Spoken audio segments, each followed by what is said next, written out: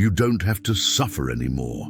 What I'm about to tell you can permanently change the way you see your life, and once you truly understand this, you won't be able to unsee it. Some people end psychological suffering completely, and when they do, life never feels the same again. Most people believe that the end of suffering requires years of discipline, endless practices, or becoming an entirely different person. And yes, those paths exist, but they are not the only way.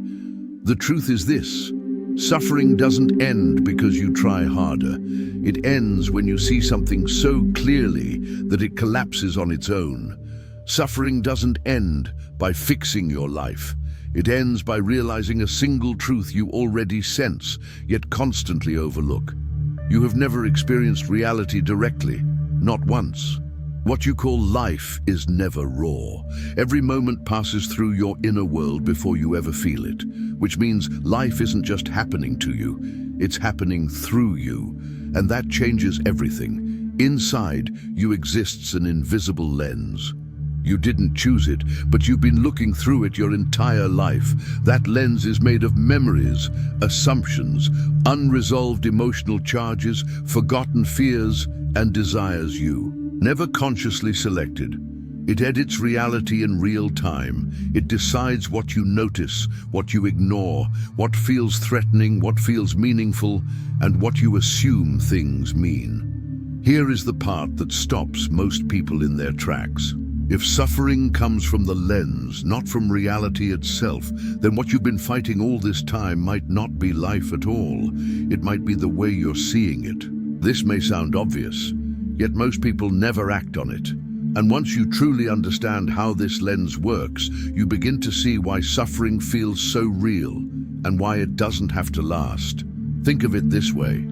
Two people can wake up in the same city, walk the same streets, hear the same news, and face the same circumstances. Yet one feels imprisoned, while the other feels free. This isn't because one has a better life. It's because they are not living in the same psychological world. What you experience as reality is shaped by what your inner world decides is important. Resentment, fear, confidence, hope, motivation, and despair do not come from what happens.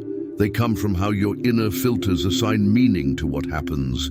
That's why one person sees opportunity where another sees threat, and why the same situation can feel suffocating to one person and irrelevant to another. Here is the uncomfortable truth most people never notice. Your psyche doesn't show you reality. It shows you what confirms itself. It highlights evidence that supports the story it already believes and quietly ignores anything that contradicts it. If the psyche believes the world is unsafe, it will constantly scan for danger. If it believes you are not enough, it will find proof everywhere. If it believes life is unfair, it will collect examples endlessly. This is how people become trapped without any visible chains. Nothing external is actually holding them down, yet everything feels heavy.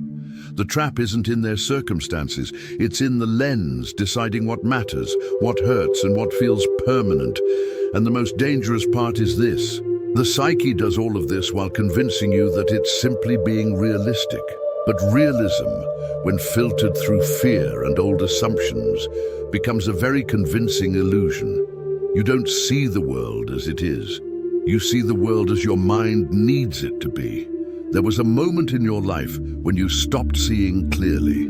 It didn't happen all at once, and you didn't notice it at the time. For most people, it happened early, often in childhood, when raw, direct experience of the world was interrupted by something stronger than curiosity: fear, control, shame, uncertainty, or the need to feel safe. In that moment, your mind stepped in to protect you. It began telling stories about who you are, how the world works, and what you need to watch out for. Those stories were not evil. They were survival strategies, but they came at a cost. From that point on, you were no longer fully experiencing life. You were reacting to memories, expectations, and imagined outcomes. You were responding to ghosts, echoes of moments that no longer existed, yet continued to shape how you saw everything. This isn't only about trauma in the dramatic sense, it's about subtle survival patterns that never shut off, patterns that learn to stay alert, to interpret, to protect, long after the danger had passed. You learned to anticipate rejection, loss, danger, or failure long before any of it was actually happening. These are patterns that still decide how you interpret a tone of voice, a message, a silence, or a setback.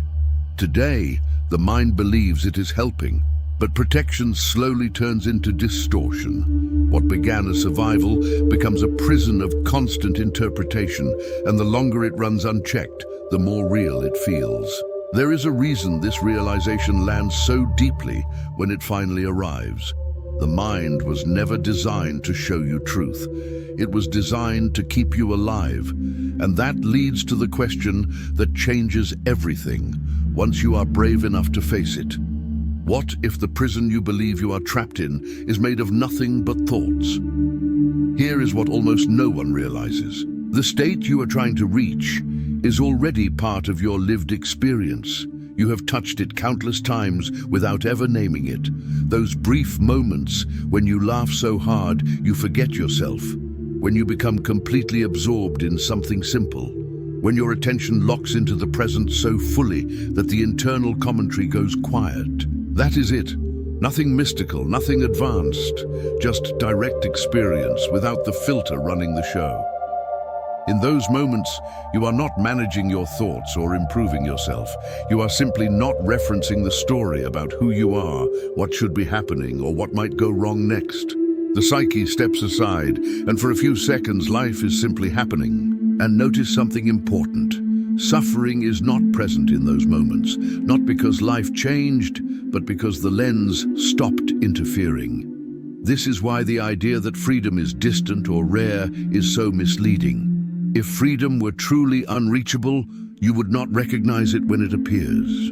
Yet you do. Your body knows it immediately. There is a sense of ease, clarity, and naturalness that feels strangely familiar, like coming home to something you never actually lost. The problem is that these moments are rarely credited. They are dismissed as accidents, distractions, or temporary relief. The mind quickly reasserts itself and says, "That was nice, but now back to reality." And yet, that was reality, just without commentary layered on top of it. This is the hopeful truth most people miss.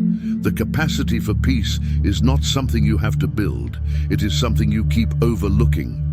As one line captures it perfectly, freedom is not created. It is remembered. The question is not whether you can experience life without suffering. The question is why those moments already happen and why they disappear the instant you begin thinking about them. Once you start to see this, another pattern becomes impossible to ignore.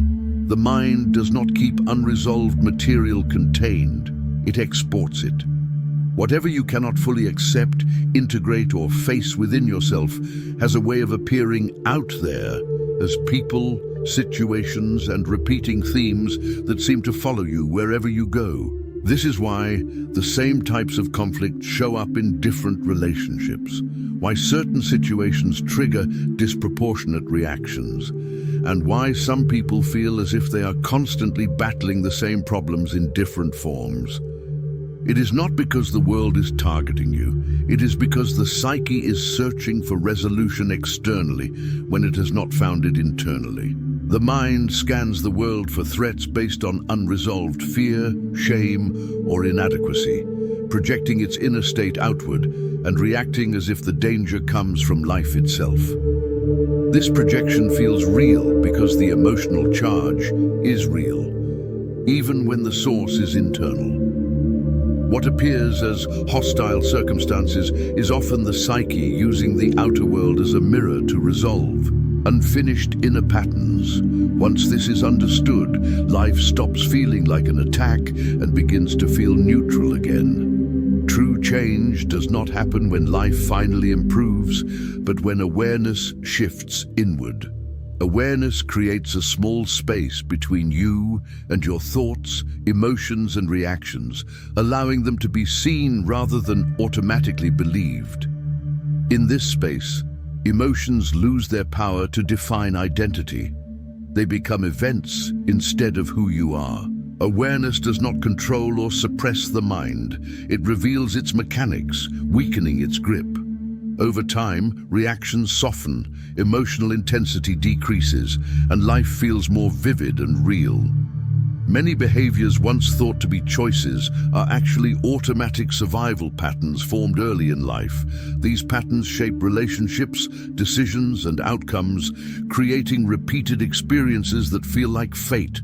The outer world reflects unresolved inner structures. When those structures change, the patterns in life change with them. When patterns are recognized as mechanisms rather than identities, choice returns. What once felt like destiny loses its power, allowing new possibilities to emerge. Real change begins not by forcing different outcomes, but by no longer being unconsciously driven by the same inner patterns. Awareness does not remove real-life problems, but it removes the psychological weight that makes them feel unbearable. Pain still exists, but unnecessary suffering created by interpretation and self-attack falls away. Life becomes something to navigate rather than something to take personally. True freedom is not the absence of struggle, but the ability to move through difficulty without losing inner stability. Most heaviness comes not from circumstances, but from the stories layered on top of them. When those stories dissolve, challenges become workable. Instead of asking, "Why is this happening to me?" awareness shifts the question to, "What is this showing me about me?" Triggers, conflicts, and repeated patterns transform from punishments into information, revealing unresolved inner dynamics. Life is no longer something that happens to you, but something that speaks to you. Awakening does not follow a timeline. It occurs when inner readiness is reached through lived experience. Every path, including confusion and struggle, prepares you for the moment understanding finally lands. What you once saw as mistakes or detours were not wasted.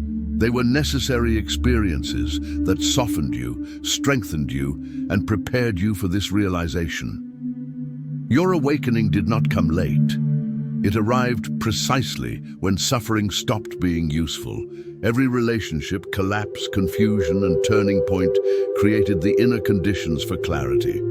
The world was not punishing or ignoring you. It was shaping you through contrast and depth. Nothing in your past disqualifies you from freedom. Awakening is not about how long you wandered, but about finally seeing.